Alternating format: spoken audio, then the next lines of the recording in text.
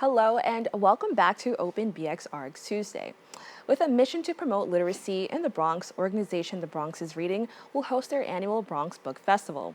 Joining me to discuss this effort is Saraciea J, Fennell, founder and executive director of The Bronx is Reading. But first, let's take a look at this clip of Saraciea telling us more about her organization.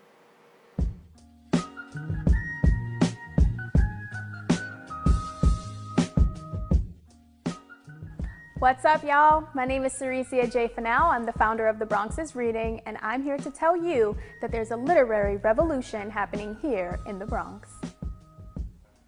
Since 2009, I've had the dreams and aspirations to open a children's bookstore here in the Bronx. The Bronx is Reading promotes literacy and fosters a love of reading among children, teens, and adults through our multi-dimensional programming, such as the Bronx Book Festival, our literacy program that brings free books and authors into Title I schools, our monthly book club, and our pop-up and online bookstore.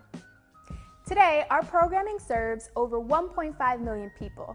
600,000 of those are children and teens. However, the Bronx still suffers from the lowest literacy rates.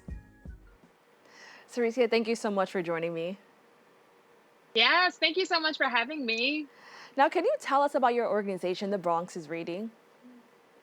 Yeah, absolutely. The Bronx is Reading celebrates literacy, fosters a love of reading among children, teens, and adults, empowering the next generation of readers and writers through our multi-dimensional initiatives, including our annual Bronx Book Festival, which is this weekend, celebrating 5 years. The Bronx is Reading literacy program that brings free books and authors into low-income schools, our monthly book club, and our online and pop-up bookstore. So I think it's amazing that you're now hitting 5 years. That's awesome. Can you just tell us how this festival actually began? Yeah, absolutely. So I work in book publishing, during my 9 to 5, and I have had the opportunity as a publicist to travel across the U.S. with authors and illustrators attending fantastic festivals like the Texas Book Festival or Houston Teen Book Con, and even Brooklyn Book Festival, which is just across, just across the bridge. Brief train ride. I'm not lying. It's not brief. It's about an hour. But, these wonderful literary events were happening all across the U.S. And I kept wondering, why do I have to leave the Bronx to experience a wonderful bookish event like this? And so, there was a huge outcry when Barnes & Noble closed, and I wasn't quite ready to quit my job. And so I decided, I'm not ready to, go full force to open up a bookstore, but what can I do for my community that will show them that I'm here for them. I see them. I see us. We do read books. We love meeting authors and illustrators in person. And so I decided to, create the Bronx Book Festival. And after that, we had our first event in 2018, and so many people came up to me saying, when's the next one? Are you doing this, the following weekend? And I was like, no, book festivals are really hard to plan. A lot goes into it. So this is sort of our yearly programming and cultivating panels and programming to finally, debut for just a span of 1 to 2 days. So a lot goes into it. But I'm really excited that we're celebrating our 5th year, and it's wild to me that it's even happening in person after 2 years of virtual programming. We're finally going to be back outdoors at Fordham Plaza, and getting free books into folks' hands, but also selling books at the plaza, as well as just enjoying wonderful programming. Now, can you detail the moment that inspired you to get involved in children's literacy just in general? Yes. So I actually would be classified, I guess, as a reluctant reader when I was younger. But I ended up in foster care, and I started reading a lot to kind of, cope with being alone and being away from my family. And what I noticed was books really empowered me to just escape what was happening in the real world, and, to read and learn about other cultures. I read a ton of fantasy, a ton of mystery books. Roald Dahl was one of my favorites. Octavia E. Butler, for example, one of my favorites. And so I've always had this love of books, this love of literature, but it wasn't until I started working in book publishing as a publicist that I realized authors were real live people. They were real life people. You could go and meet them at a bookstore, you could get your book signed, you could have a conversation with them.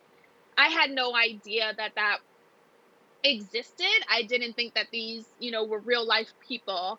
And so that, really pushed me to want to create an organization, create a festival where young people could meet these wonderful creators, specifically creators that look like me. So Black and brown illustrators and writers, and bringing them into, these low income schools, bringing them into the Bronx community so that they could see, right? Because representation matters.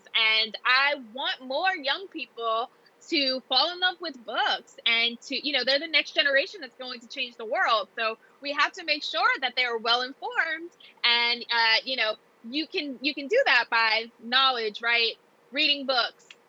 Now, you talked about like meeting these authors and illustrators, and I think that I like that you brought that up, because I do think growing up, it kind of feels like these are, in a weird way, celebrities that you'll never get to see these people, right? And I think it's so amazing that kids actually get a chance to meet these people who probably did influence, their childhoods. Can you just talk about why it's so important, especially for children? Yeah, absolutely. I think it's especially important for children because their minds are still being molded. They are trying to figure out, how they're going to lead their life in the world, right? They're always looking up to people. They're going to implement what the elders in the community are doing, and so seeing these types of jobs and letting them know that this is a viable way for you to make money. There are jobs in the art. I know for me specifically, my mom is an immigrant from Honduras, and so saying I wanted to be a writer or, be an artist, that's not, seems like a very wealthy kind of job. It doesn't seem like you're going to get paid. And so for a lot of families like that, and low income families, they want their children to get a job that is going to, pay well so that they can take care of themselves, so that they can pay rent and buy food and etc. And so showing young people, specifically children of color, right? And also children from the Bronx in general, that, hey, this is a real person who illustrated this book, who wrote this book, and they are traveling the US, they're traveling the world, getting paid, to share their art. Like, these types of jobs actually do pay, and you can have so much fun doing it. And so for me, it's definitely showing them that representation matters. But in addition to that, the publishing industry is, 80% white. And so it's really important that these young people, right, grow up to become people who want to work in industries like this. And so I want them to see that, oh, maybe I don't want to be a writer, maybe I don't want to be an illustrator, but I want to, have a hand in creating something beautiful like that, right? Something that's timeless, that can live on a bookshelf, that you can share not just with yourself, but with your friends and your family. So maybe you want to be an editor, maybe, you want to be on the marketing team, on the publicity team. And so I find that specifically hosting more events that are geared towards young people, it just opens up their universe of the different types of options, right, that they can aspire to be when they become, adults in the world.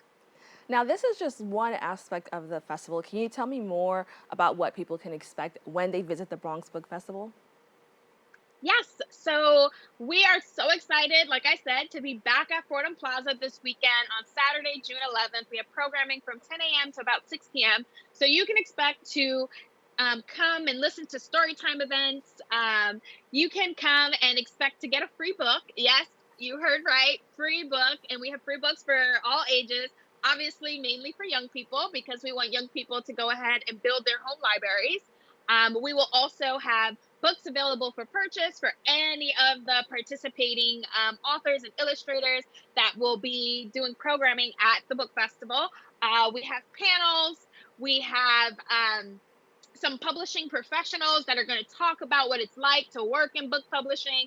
And then I know that, the Bronx has a wonderful, wonderful community of content creators or people who maybe want to be content creators. So we have a panel that is dedicated towards, ways that you can kind of get products for free, review them, and do wonderful, product shots and things like that. Because, I feel like the Bronx is full of entrepreneurs and we all love free stuff.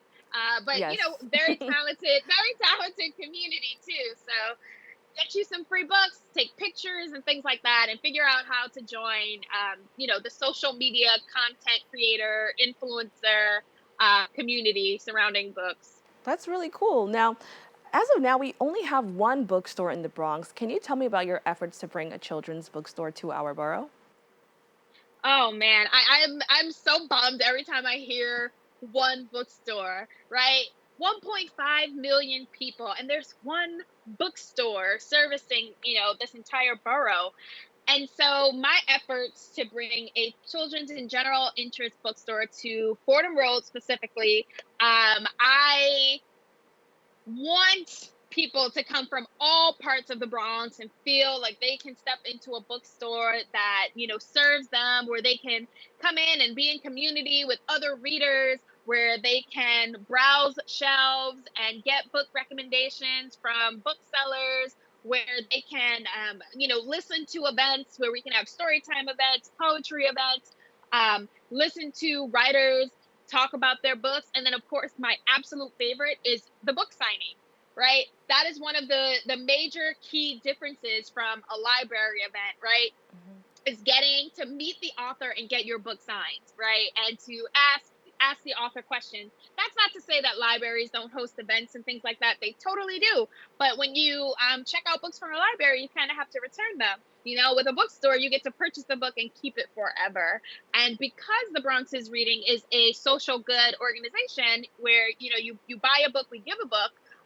We want to make sure that people who are low income can still walk into the bookstore and walk away with a book. But also, it's just so fun to be in a bookstore and to browse the shelves and to take photos. As you can see, I'm like a book connoisseur. I love books. It is a different experience, I will say. It kind of has like this cute vibe to it. So I agree 100%. Now we have about a minute left. I understand the Bronx is Reading also has a book club. Can you quickly tell me about that? Yeah, absolutely. We have a book club where we meet normally at the Andrew Freeman home once a month or outdoors in a park. And we read a book and we discuss it, and anyone's invited. Not last year, excuse me. The last 2 years, we had to pivot and do it virtually, but we will be doing it in person again.